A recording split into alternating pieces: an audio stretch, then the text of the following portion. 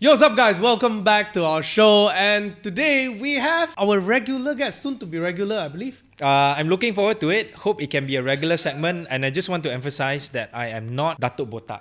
I am okay man, Ong Kian Ming. You can call me Dr. Ong. You can call me Kian Ming. You know, we're good to go. We're good to go. Thanks for having me back, Peter. All right. Thank you very much for coming once again. And at such a short notice this time round. I think it was Monday. Yeah, Monday. And suddenly I was just reading the news and it says that confirm. Cabinet is going to reshuffle. Yes. It's like, whoa, it just caught everyone by surprise suddenly. Yes. So I was in Taiwan and on a holiday doing a bit of work and also, relaxing a bit with my wife. And then that was when I started hearing the rumors and I checked with a few people and then I realized that, okay, this is going to be on. So it actually caught me by surprise, but maybe not for the same reasons as the larger public. Because for me, I was always under the assumption that since the Sultan of Johor is going to be the next king and he's going to be sworn in at the end of January, I would have thought that Anwar would have wanted to wait until the Sultan of Johor was sworn in as Agong first and then would present a list so that this can be a cabinet that has been endorsed by him. So the fact that Anwar chose to name the cabinet now, this week, 1.5 months before the coronation or the swearing in of the Agong, I think it caught me by surprise and I think we'll have some interesting consequences later on. I would definitely have never relate Agong swearing in and the reshuffling of cabinet, right? Yeah, so why is it so significant actually? It may or may not be significant. We'll have to see the results, after Sultan Johor is sworn in. But if you look at the messaging that was going out, I think the first shot was fired when TMJ appeared on Kyrie's podcast. That's right. Keluar sekejap. Yeah. So that got, almost 2 million views or just on the YouTube channel alone. A lot of media coverage. And I think, there were already signals being sent out by TMJ to say that when the Sultan of Johor becomes Agong, it would not be an easy time for Prime Minister Anwar because of certain expectations and also certain high hopes that the Sultan and later on Agong will have in the Anwar's administration. Yeah, in fact, very soon after that, when our Sultan of Johor actually did an interview with Straits Times, he actually straight away mentioned that he wants MSCC and Petronas to report directly to him, a system to be set up. And I was shocked at that statement because traditionally, royals are not supposed to be meddled with governance stuff, right? Yeah. I have to say I'm kind of semi-happy as well at the same time. Because it kind of induces somewhat of a check and balance, or at least some sort of a pressure. But going back to that thing, when you're saying that, you actually were shocked because I was a bit surprised. Yeah, you were a little bit surprised that he actually did the cabinet reshuffling. Before the coronation of and I think maybe the main reason, I'm speculating here, that perhaps Anwar wanted to put in his own cabinet list without any inputs or perhaps any changes that the Sultan may have proposed when he becomes Agong, if let's say the cabinet reshuffle happened that time. So that would, I think, be the most likely possibility. Right. Yeah. So there is this, I guess to a certain extent, some people can kind of interpret it as like, I'm going to make the decision now. Without much of your interference, or either it could have been taken as I'm just very confident that you're happy with these people, right? Maybe more of the first rather than the second. So why would that speculation be more of the first then? Because I think TMJ has also said in his Keluar Sekejap podcast that he also get a sense that there are maybe certain ministers who are not performing that well. I'm paraphrasing, he did say something like that. And I think the intention was to send a signal that for maybe some of these people that TMJ or maybe even SOJ thinks that could be performing better, they would have asked for some changes. Right.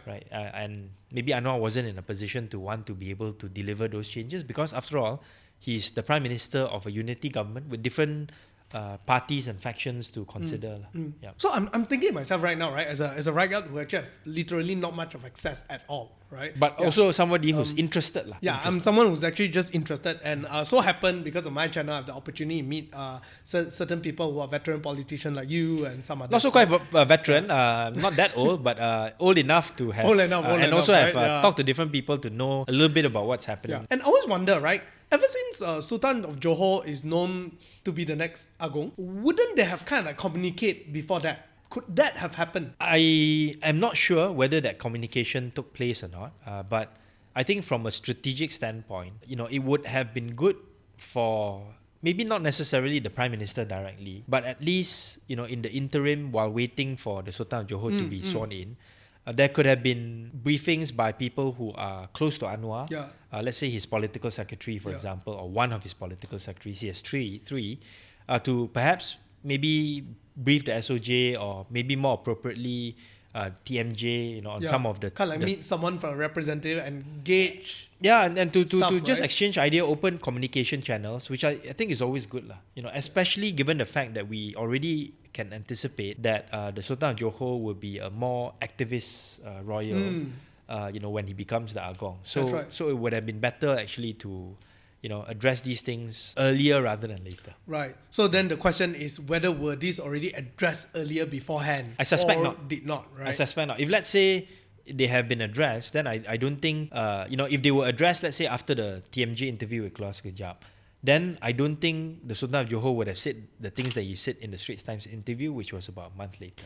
So that's me reading between the tea leaves and getting a sense that's of true. what... That's true. Makes sense, right? Yeah, makes sense. Yeah, it would have needed clarify things, right? Yeah. So maybe I think we'll come back to the SOG later. But to go back to the cabinet reshuffle, let's say from your perspective as somebody who is interested in politics, interested in how these kinds of changes can have an effect on the financial markets, on your audience who's interested in economics and finance, what was your initial reaction to the changes that happened? Did you think that it was a big shake-up, small shake-up?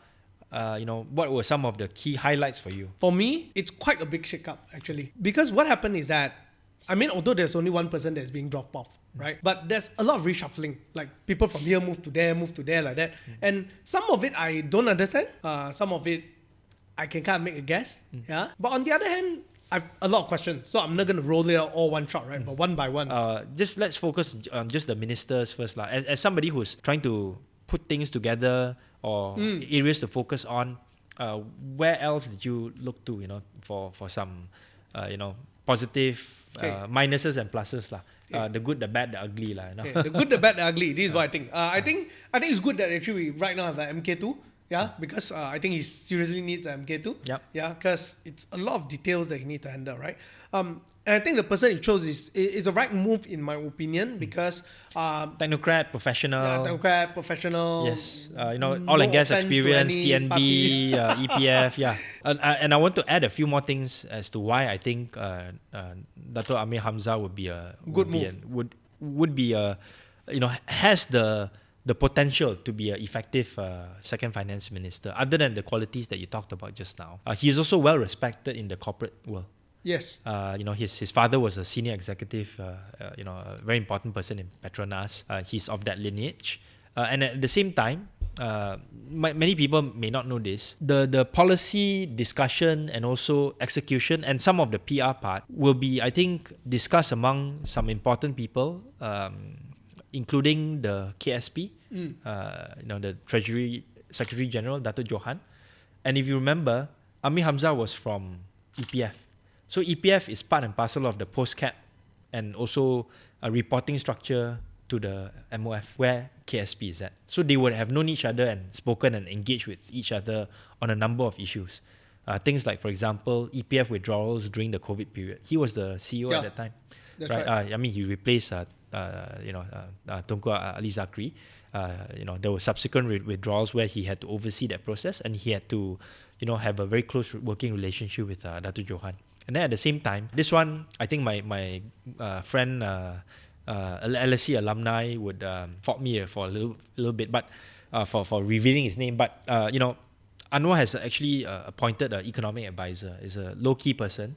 I don't want to mention his name here, but he was the CSO, the Chief Strategy Officer of EPF.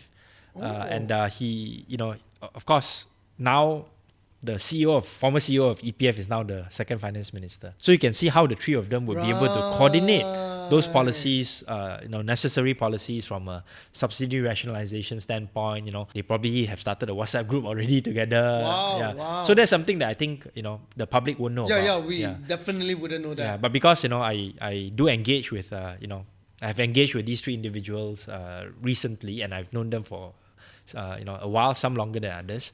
I can see how they can actually be a effective trio, Wow. three musketeers, so to speak. Yeah. And I mean, they are from the field, and like you say, because generally a lot of the finance stuff also has a lot to do with EPF to a certain extent, right? Not directly, but I think the fact that they have worked together in the ecosystem will give them a comfort level with each other to be able to execute some of the policies that's already been announced, and also to come and think and discuss some of the policy details of some of the other things that they have to manage. Whether it's the diesel rationalization, whether it's the fuel subsidy rationalization, whether it is the details of the capital gains tax and things like that. So I think that's a good sign. So we can say that this one is a positive, right? Oh, definitely positive. 2 thumbs up from me. Yeah. 2 thumbs up. All right, fantastic. Yeah. Now, what about the next position, right? Talk about ministers first. Don't talk about deputies. Minister. Okay, yes. The next position, right, that I actually have a question about is DS Johari. Okay. Right? That is Johari Ghani, former second finance minister. That's right. Yep. Yeah. And this time he's being brought in. I would expect that he will be in the team to support the Ministry of Finance, right? But he was being placed in plantation of commodities. Yeah. And I'm like, wait, okay, I know but nonetheless, he has run business before. Yep. And I think he can adapt very well whatever ministry that is given. But wouldn't that be kind of like Chinese says 大材小用? Like misallocated. Misallocated, right? Yeah. So I have a few responses to that. I think the first response would be, you go back to my definition of what would make a good minister. Able to have the policy substance, communication part, and then the team management. Those are the 3 main things. He has all of that. Yep.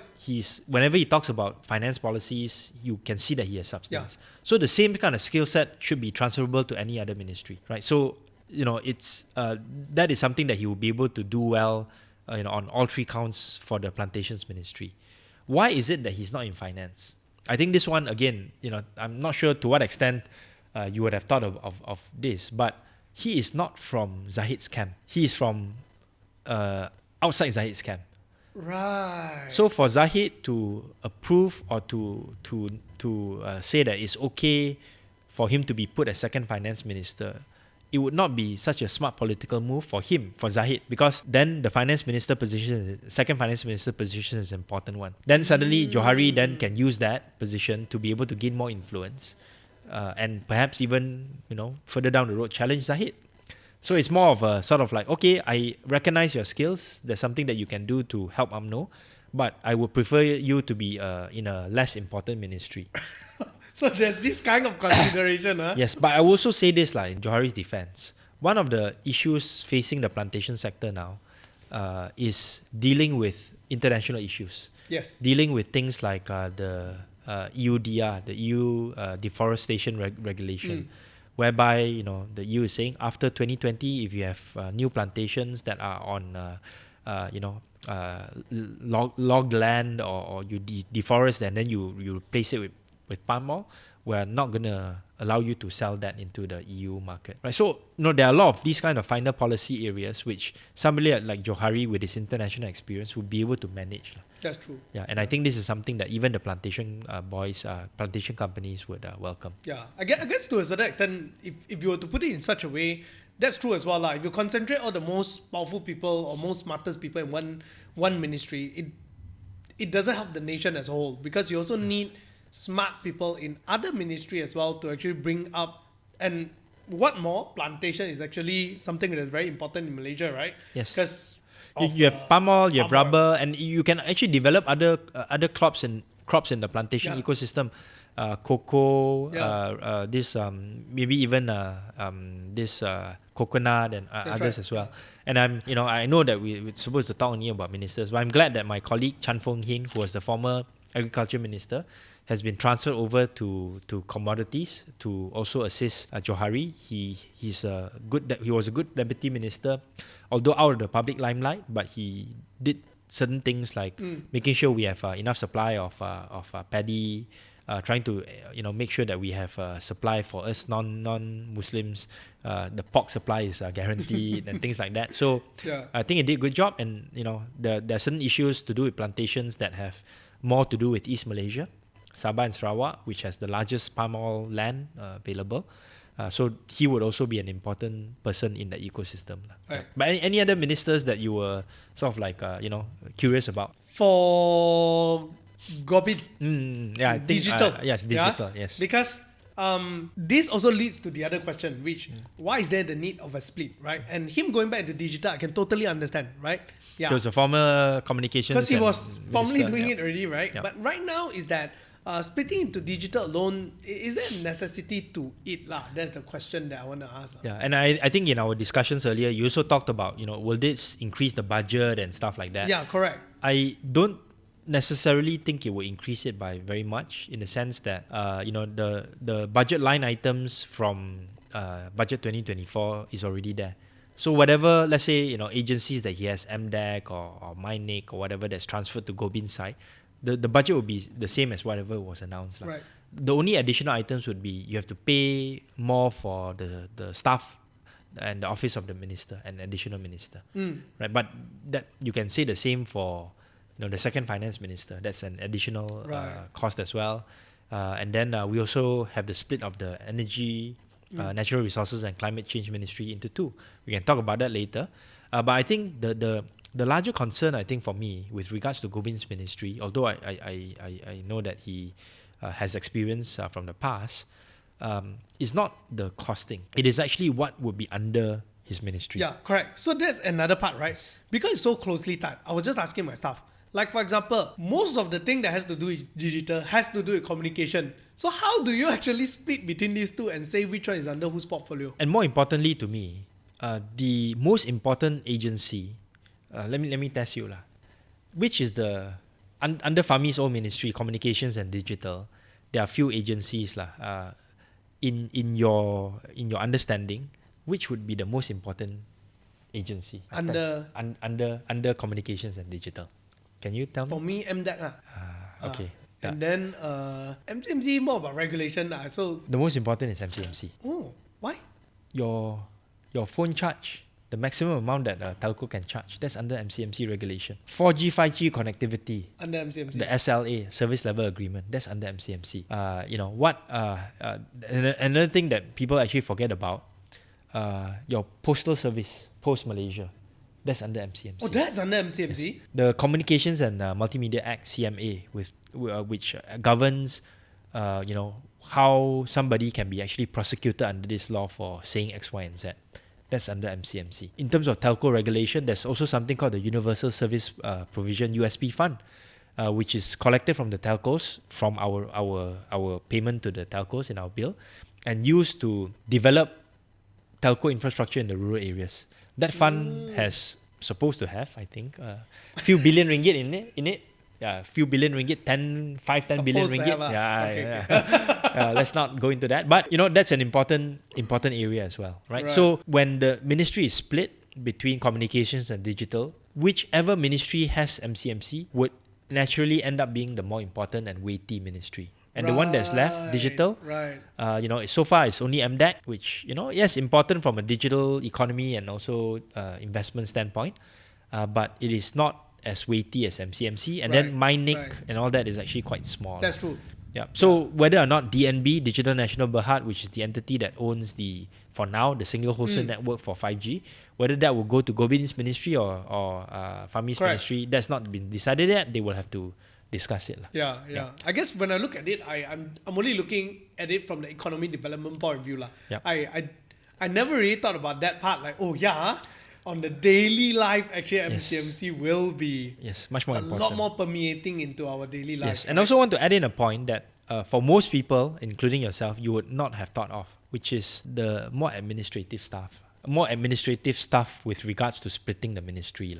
You see, the way the ministry works, right, is that every single ministry, you need to have your KSU, your Secretary General. And then you need to have maybe 2, sometimes 3 TKSUs, your Timbalan. These are the people who are doing the policy, the execution, and then you have the supporting staff underneath. When you split that ministry into 2, the incumbent always has the advantage, meaning Fahmi, which means the current KSU and the TKSUs, most of them, and in fact I think all of them, would stay under Fahmi, which means that actually Gobin is going into his new job without a KSU. Also, he didn't form his new team. Yes, correct. And he doesn't have the power to do it. He can request. It is the KSN, the Chief Secretary of the government, that has to bring in somebody to be the KSU and form the civil service team around the new ministry. Right, so he cannot just recruit like that. No, it has to be from the civil service. So But his he own can team, recommend probably like. he can try, but that is subject to the process within the civil service. And also, he doesn't have a proper office in Putrajaya. Isn't that kind of like you're being thrown to manage a new football team or coach a new football team without any say of your personnel? More or less. I mean, not to say that you can choose whoever your civil servants are. But I think when you go into that position, you are actually handicapped somewhat because the cupboard is quite bare, right? And then it will take some time for the staffing to come in, for the policy, jurisdiction to be settled and to be managed. And I think this is something which Gobin have to work quite fast and quite hard to overcome. I guess luckily it's Gobin because he has experience in it. Yes, he has experience, and I hope that he'll be able to build up his team sooner rather than later. Yeah. Okay, another one more minister, right? That I have a question of. There's rumors circulating that has been talking about is that Tokmat is being placed as a foreign minister, right? A lot of people say that is actually because downgrade there's some fallout between him and Zahid, questions like that. So, why? This one I can't really give an answer that's as certain as let's say the kind of changes that has happened with DAP, which is my party. I think for UMNO's side, you could probably say that the defense ministry is a more weighty ministry, and that Zahid may have wanted to put somebody in there whom he feels he can trust better, or maybe some people are even speculating that Khalid Nordin, because he's the former Johor MB and he's from Johor, the Sultan may have wanted him to be in a more important ministry like the defense ministry, right? And then for Tokmat, I would say that yes, it is a lighter ministry, but for me, if let's say I was in Tokmat's position, I would try to make use of this situation to project myself in a more sort of like public manner, because he's actually been quite quiet on the defense side. And defense is not something that you can go out to announce you go and buy a new submarine or new tank or whatever. Everything is a national security issue. Correct. So because of all these important geopolitical issues that are out there now, you have the conflict in Gaza, you have the war in Ukraine, you have even issues that have to do with ASEAN within the context of Myanmar. And then we are also the host of we are the chair of ASEAN for 2025. So all these responsibilities actually come under the... It could be a chance for him to shine, right? In a sense. So I think he has the ability. Whether or not he has the push and the desire to step out to be a bit more public, I think that remains to be seen. But I do hope that he can be a bit more forthcoming, show himself a bit more to the public. I think there's a lot of opportunity there if you were to put it in such a way, because I think the other day, I think it was you who were telling me that we were actually very good in negotiation in Malaysia. Even when it comes to all this Gaza-Israeli issue, we are very often being sent as one of those parties to help to negotiate the situation. We are a trusted entity, but I think we have lost a little bit of shine over the years because of COVID, because of our own internal issues. So this may be a good opportunity for Tokmat to really build a good team, to be able to showcase himself as somebody that can engage with the international community in the next, hopefully in the next 4 years, maybe 3 years, but at least he has a bit of a runway, hopefully. Got 4 years to actually. Unless there's going to be another big cabinet reshuffle, which you cannot say that it won't happen. But I hope that that's what he said. He said that this is gonna last all the way. Yeah, I hope so. I hope so. I hope so. Maybe minor changes here and there. Because, like when you reshuffle, it takes at least like a year or half a year for everyone to get to it, right? So it's kind of a waste of time as well. A bit of a distraction, I would say. Yeah. So Tokmat and how about Steven Sim? Steven Sim, I think there's this question, right? Like, why is he out of finance ministry? And then being put in as a minister of HR. But to a certain extent, being a minister of HR is actually also a good thing, because like it's kind of like a promotion, right? It is. Deputy to minister. Yes. But then there's this question: does it mean that PM trusts him less? That's why I'd rather have him away from his portfolio, right? Actually, a lot of people have speculated that. I think the opposite is true.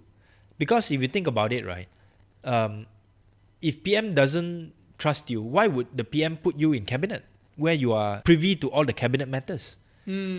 So the fact that Stephen Sim has been promoted to a full minister shows that the party has confidence in him, and also the PM has confidence in him. Right. And I think, given his background as somebody who is very engaging, engages with a lot of people, and also has a heart for the B40 community, I'm sure he'll be able to put himself in the position where he can look after the welfare of the workers, for example.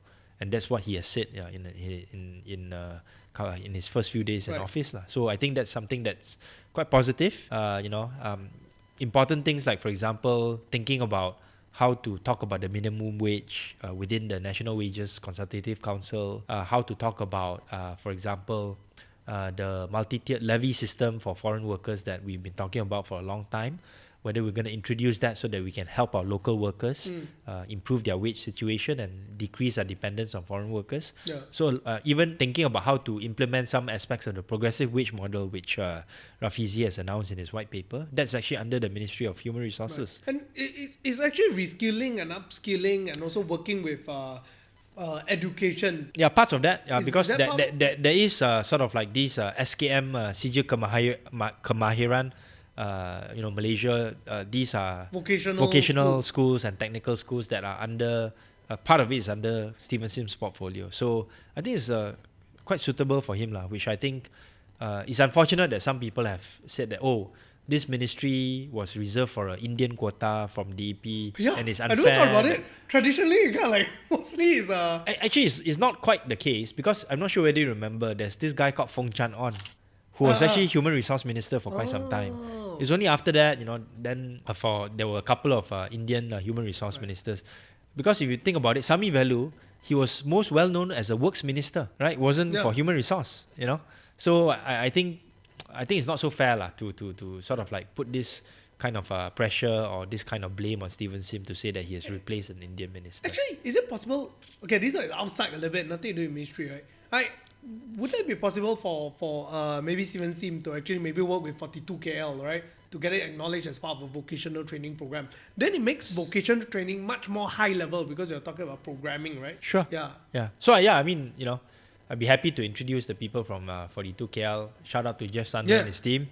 Yeah, Jeff. And then to see how this can be part and parcel of that upskilling ecosystem. Yeah, and then there's also other initiatives which I think Stephen, given his natural inclination to be creative, and also, I mean, he was an engineer. He has some computer science kind of exposure. This would be something that I think would be very, very suitable for him. Yeah, maybe we should get him on as a guest. Do you think that that's possible? Yeah. I can reach out to him. Maybe give him some time to settle down first. Let him handle the ministry stuff, and then maybe after Chinese New Year.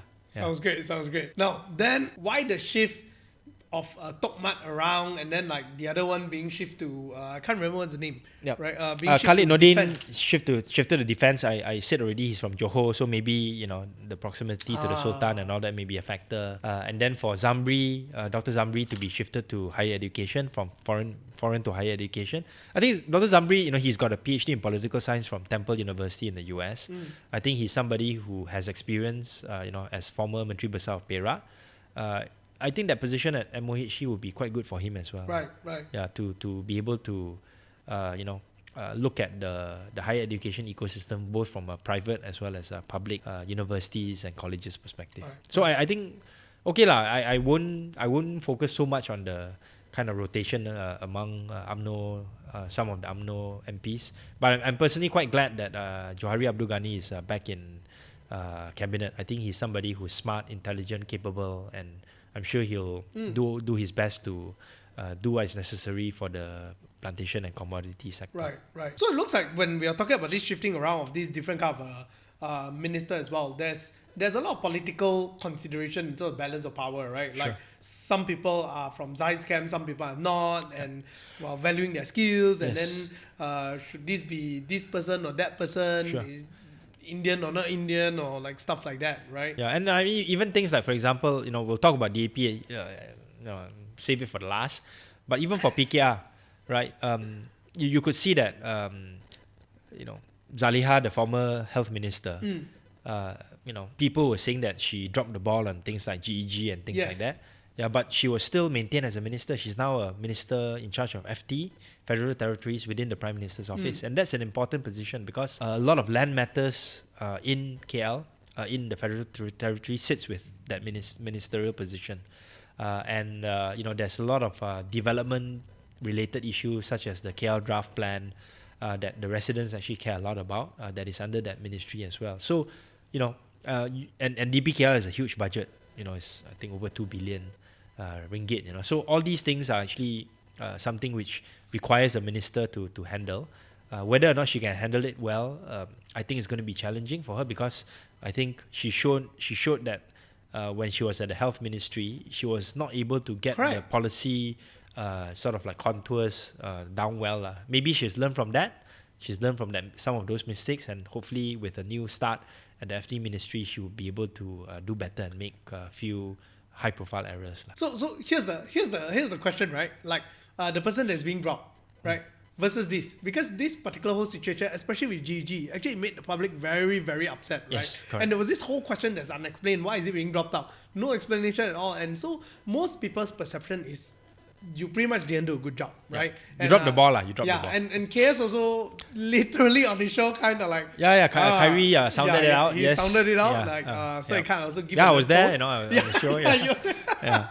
And so why is it that if you want to compare someone to be dropped out, wouldn't this be a more obvious choice? But now it's being placed more closer. And I think it's also a political consideration in the sense that Zaleha was the former political secretary to the former deputy prime minister, Katwan. Right. Yeah. So I think that kind of closeness to the prime minister and the family, I think, would have been one of the considerations. Right. Yeah.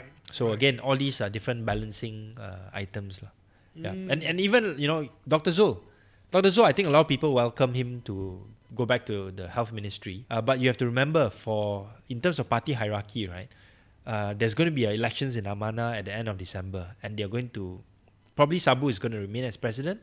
But the deputy president's position will be contested between the former religious affairs minister, Yusuf Mujahid Rawa, and then also likely to be the current deputy defense minister, Adli, who was the former chief minister of Malacca. So, now Anwar is basically saying, I don't really care about who wins in your fight for deputy president. More important is that I feel Dr. Zul is capable. I'm going to give him this responsibility of trying to right the ship in the health ministry. So I don't have to be worried like whether who wins, then what kind of decision I need to make after that to please you all. Yes. As long as I put this guy there because he's more neutral and based on capability. Based on capabilities. Yeah. So, you have all these different sort of like factors to consider. Right. Yeah. So there are some of these who are being moved and they're going to have eyes on them really tight like our new federal territory. Yes, correct. Yes. Yeah. And then we have some that really makes people happy, right? Like Zul coming back in as a health minister. Yeah. I will encourage you to go and look at Lim Lip Ng's Twitter feed. He's the member of parliament for Kepong. When Zaliha was named as the minister, he had this post that said, "Congratulations to Zaleha for being named as the FT minister." And usually when you congratulate somebody, right, you put that person's photo there, right, to congratulate that person. But Lip Ng put his own face there, and then he had congrats down there. So I thought it was a very funny way of maybe sending a message, a bit of a troll there. So you can go and take a look, see whether you agree with me or not. It's like congratulations, I'm watching you. I'm watching you, or maybe it should have been me. I don't know. Wow. So there's all these different considerations. Well, these kind of things we cannot read it as a normal citizen. Yeah. You need a politician to understand another politician. Yeah. Okay. So we settled the ministers already. Yeah. How about the deputies? This one can be shorter. Definitely the first one that's in my mind is finance. Is finance. Yeah. Again, we are looking at someone who's very new in the scene, and straight away picking up a very important position as well. Yeah. Right. So what's behind that? Okay. So for me, again, my approach to, judging suitability is always based on those things lah. Policy, the communications part, and also how you manage the team and all that in order of priority lah. And to me, knowing the current Deputy Finance Minister Lim Hui Ying, and also other deputy ministers that are in the ecosystem, I would say that somebody like Wong Kah-Wong, who is now the Deputy Education Minister, I think he would have been also suitable perhaps more suitable for the Deputy Finance Minister position, because he was the head of the PAC, the Public Accounts Committee. He knows about government policies more than Hui Ying. He's a third-term MP. He was Adun in Perak and also Exco before that. So the fact that he wasn't even on the list of deputy ministers in the first place during the first naming of the government, I think it was quite disappointing for me lah. Because I know his capabilities, I know how hard he works lah. So I'm glad to see him back in government, not back in government, but in government as Deputy Minister of Education. But he would have been somebody that I think would have been more qualified for the finance position. As to why Hui Ying was chosen, I think she comes from Penang, an important base for DAP, and probably her closeness to the Penang power base, I think, would be one of the reasons as to why she was chosen over others in Penang, whom I think would have been interesting to consider them lah. So, for example, we have so DAP, we have three Malay MPs. We have three Malay MPs, 2 women, one male. The male is Sharizan Johan, who replaced me in Bangi, and then we have Rara in Bentong, and also Shalina Abdul Rashid in Bukit Bendera. So actually, Shalina, you can imagine that if let's say you want to portray DAP as being more multiracial, wouldn't it make more sense for you to put a Malay candidate? Let's say Shalina, a female, maybe not as Deputy Finance, but one of the other portfolios. Yeah, then put Wong as the Wong as the Deputy Finance. So that's why there's this speculation in the public is that maybe because of family. I think the public is quite right to speculate on that possibility. Yeah, so I'll just leave it at that.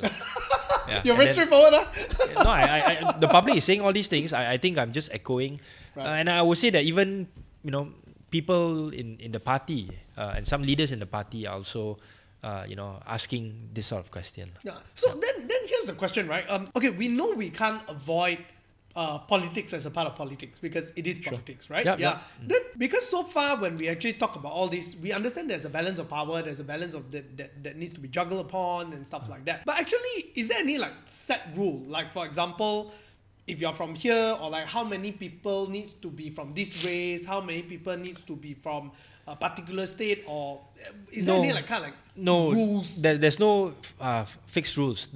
Especially for, let's say, DAP, because that's the party I know best. Because we have not had many opportunities to be in power. This is only the second time. The first time after PH, there was some balance between the states. Now there is still some, but then I think in the first round you probably could say that on merit basis you could say that probably maybe more qualified people were in the system. I'm not saying that currently my colleagues are not qualified to be in those positions. I say maybe on the whole there are some gaps lah. There are some areas where people do ask lah, like the deputy finance position. Yeah. So maybe any more questions with regards to the deputy minister's part of things? So maybe just one last thing. I think this is something that I've not shared in other platforms before. But I'll share it now, and I'm going to be very open and transparent with you. In the KS podcast that I appeared on, where I listed the names of 15 people who could have been second finance minister, I also included myself as a 16th name, as a backup. If let's say I got the call, I would willingly serve. And the reason why I made myself available is because I know that I have certain capabilities based on my experience, not only as a deputy finance minister, not only as a deputy minister of MITI, but as a two-term MP who has studied the budget very closely. I have certain skills and qualities based on my education experience as an economist, as a political scientist, and somebody who actually has studied in 4 countries, Malaysia, Singapore, UK, US. I was a former management consultant. I also felt that, it would be less sensitive for somebody like me to be in that position, even though I'm Chinese. I'll be very frank here, because I'm one of the, and perhaps at that time, the only DAP MP who is a non-Malay representing a Malay majority constituency, Bangi. Right. So my reputation, I think, among the civil servants, among the Malay intellectuals, and even the corporates, I think is relatively okay. So I don't think there would have been a big backlash if, let's say, I would have gotten that position. I'm not saying that I'm better than the current nominee. I think Dato' Amir has experience that I can only dream of having. But I did offer myself up, and the KS podcast was a way for me to float that balloon, right? To float that balloon on to see whether somebody within Anwar's Prime Minister's inner circle would take notice. And I'm also going to say it here. I actually submitted a letter of application. It's very weird to do that because it's unheard of in Malaysian politics. I would expect most of the time over here is you get approached. Yes. Yeah. Or you want to try to make deals, for example, or you want to try to lobby this person, lobby that person, but to the extent of actually writing it down, I think it's like a CV kind of application. It's very very corporate, maybe reflective of my background. So actually, it doesn't happen, or is it? Really doesn't happen? No, it doesn't happen. I think the reason why I wanted to do that was because I knew that the party would not submit my name for consideration. It would have been something that Anwar would be comfortable with, have to be comfortable with. Right. And if he, let's say, makes that proposal, then my party would probably accept. I did tell some of my party leaders that this was something that I was doing. Most importantly, to Anthony Loke. He did not ask me not to do it. He did not say that he would support me either, and I didn't expect any of that. So it's more important, I think, that I sort of like at least try so that I can know the kind of landscape that somebody of my background is facing. Hey, but actually, after the KS podcast, there were other people who actually came out and then also mentioned your name. So some people did say the current MK2 is also being mentioned. Yep. Yeah, so you guys are the few qualified people who at least the public thinks so, I would say. Yes, and I spoke to some people who shall remain nameless in the corporate sector, including some of the people I named. So would you take that job? They said, no, I don't think I would. But if, let's say, it was up to me, I would name either you or somebody like Dato' Johari Ghani, right? Based on our experience and also our public profile. And I think, even though some people may ask me, why do you want to reveal this in public? You asked me this. Yeah. It shows that you failed at your attempt. Right, but to me, I think would it be like malu lah, tell people someone no one do this one. Exactly. The fact that you were even sent, I think there are people who will be asking you a question, right? Yeah. What gives you the guts to actually even send, right? Correct. Yeah. So my wife would say this because I'm bloody thick skin lah, and she's right. She's right. Nobody else would do this kind of move lah. But then nobody else that I know of would willingly give up his seat in Parliament. To somebody else, the younger person, and graciously concede the seat and not be an MP lah. I think I'm probably one of the few people who did that willingly. So I felt that the country was at a time where Anwar needed a capable second finance minister, and I'm glad that he's made the choice that he did. I am also very fortunate because I continue to help out in the larger nation building cause in ways that perhaps other people in my position as a non-MP may not be able to do so. So for example, I helped out Chintong and Zafrul on the new industrial master plan. I can announce here, because I just received a letter, I've been named as a advisor to the Federation of Malaysian Manufacturers, FMM. I am well known enough among the corporate entities where, sometimes when foreign investors come, they will ask me to speak with them, including, for example, this is on my LinkedIn, the VP for Public Affairs, Public Policy as well as Business Development from Tesla based in Washington, D.C. So I continue to serve. I've been named also as an advisor to an initiative under the state government called the Selangor Digital School. That's a joint venture between SIDEC, the Selangor IT development, Selangor Development IT Development Economic Corporation, SIDEC, as well as the High Southeast Asia, which is a VC fund that is partly funded by Penjana Capital. Yes. Right, so I'm trying to help them build AI capabilities from a engagement standpoint with universities and other entities in Malaysia and also in Singapore to begin with. So I'm firmly committed to the process of nation building using the skills that I have, and I tell my wife this lah. I said, look, I see myself as a Swiss Army knife. Right? If let's say I'm not able to be in a position to help out in this area, then I'm very, very happy to go and help out in another area. Wherever help is needed, wherever people want to offer the position for me to help, often at a pro bono basis, I would do that willingly. Yeah. So, I have to say that when I ask people about you as well, when it came even before I talked to you, they also did mention to me that you actually gave up your seat in Bangi and you actually helped to campaign for the person as well. So that shows that it is really a genuine not blessing, please take the seat kind of thing. Like a lot of people did say that lah. Not only that, I also raise. You helped me raise funds some more, everything, right? I raised every single cent I think that was used in the campaign for my success. Yes. In fact, the rumor that I heard was you literally went to the people and they were like, "Are you sure you're not gonna run? I'm not too interested in supporting a new guy or something like that." And you actually went and convinced them that you vouched for him. Yeah, of course. Yeah, and I think that was what happened. yeah, Sharizan has been doing an excellent job. He inherited my team, a very strong team. Yeah. He's done a lot of things that I think I wouldn't be in a position to do. Very creative and also a genuinely nice guy lah. And also happens to be Lhasa PJ alumni as well, same as me. So that's an additional bonus. Yeah, so I have to say, I think I mentioned this before to you. I think one of the most underrated hallmark of a leader is actually to know when to walk off. Yeah, and I think that is something that you have truly done before. And at this point, you are still contributing because you're still part of MIDA. Yeah. And definitely, I'm also quite happy for my own personal reasons that you're not MK2 because then you can come and become the guest more regularly. Sure. I'm looking forward to it and looking forward to sharing more. And I think that for me, the journey of walking away from my seat did not mean that I walk away from politics.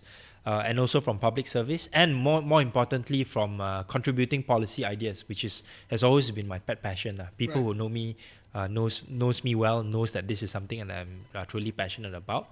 And I think this would be a good time for us to take a break and then to sort of give a hint on what we're going to talk about in the next episode, which is SOJ becoming the next Agong, and more how importantly, is it gonna lead to the development of Johor and the special economic zone between Malaysia and Singapore. But I'm also very interested in one more question, right? Okay. What TMJ said, which is Anwar will be having a hard time when his dad becomes the Agong, right? Yep. So some of these intricate details. Let's save that for the next episode. All right, fantastic. See you in the next episode. See you soon.